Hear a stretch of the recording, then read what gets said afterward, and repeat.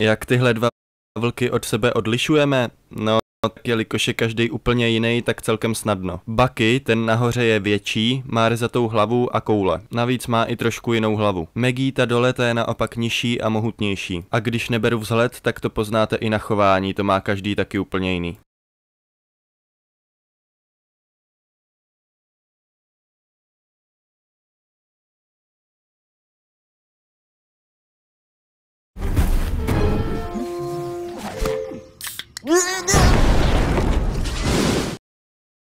Dámy a pánové, vítejte zpátky před naším nočním klubem, kam nesmíme pustit žádnýho průsedáře. Madam zdravíčko, co to máte na sobě, než bych vás tady chtěl hned jako slíkat, ale kamo z tebe vypad boxer a ještě brečíš, to si děláš srandu. Tahle hra se jmenuje I Am Security, dokonce už máme i webku, mně teda přijde extrémně zbytečná, když jde o VR, ale tak když se tady bude dít něco zajímavého, že bych třeba tančil nebo rozmlátil tu televizi, která je doufám někde za mnou a není v ohrožení života, tak to aspoň bude mít natočený. Každopádně, tady slečna. Dress code, žlutá mikča, to jako mikča vypadá, boxer někam, tady je. Ten můžeme prodat za $40, dětku, jak má radost, ne? Co s tím budeš dělat? Jak se úplně...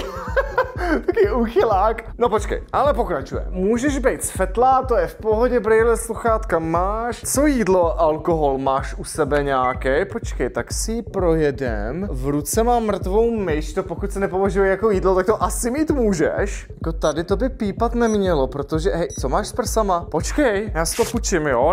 Radši kontrolu, jak se to říká? Radši prověřuj. Jo, dobrý, tak tam nic nemá, pohoda, tak to si zase vem, to jsem tě zase tak slíka nechtěl. Víš co? Radši, ať už nemám žádný problémy, můžeš jít.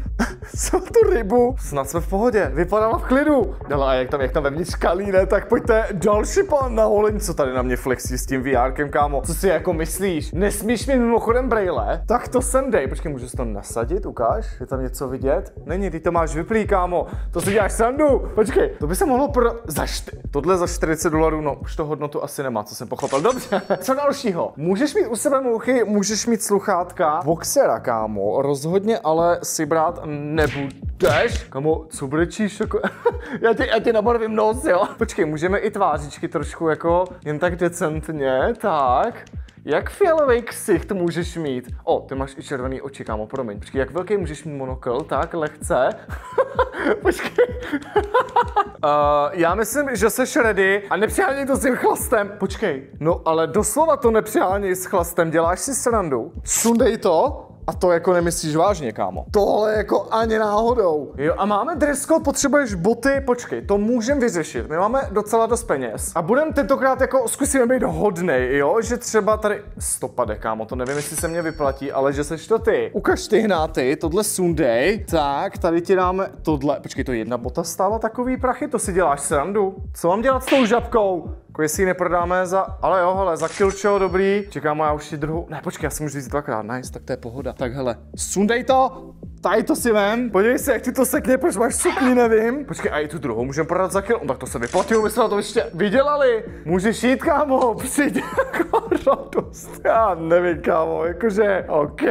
No hele, a rád bych dneska vyzkoušel zbytek skvělých věcí, co tady máme. Co třeba s tebou, jakože nesmíš mít zvířata. Počítaj se ouška jako zvířata, asi ne. Počkej, ukáž, máš tady někde něco. Co je tohle, ty máš tam chlast? Jakože ten teoreticky mít můžeš, ale jdeš do baru, takže žádný chlast ti nedám. Ten dáme dětkovi. Co tady kapsy zase boxera, vole, to si co to jsou jako já chápu, že to sebeobrana, víš co, tak já tebe ho nechám, že jsi to ty, ale nesmíš mít nože. Počkej, nemáš někde nůž? Ukaž se. Dobrý, všechno v pohodě. Víš co, pojďme vyzkoušet nějaký další věci, co se stane s vlasama, ukaž.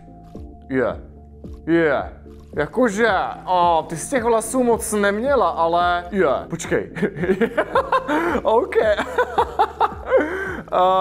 Promiň, rozhodně jsem nechtěl. Kde všude ti můžou růst chlupy, jenom tady, dobře. Do očí to není příjemný, prej, že? Dobře, promiň, já tě vypláchnu, tak, ještě se napí. A jako tamhle pánové vypadají, že jsou ready. Takže počkej, tebe, víš co, aby se neřeklo jako promiň.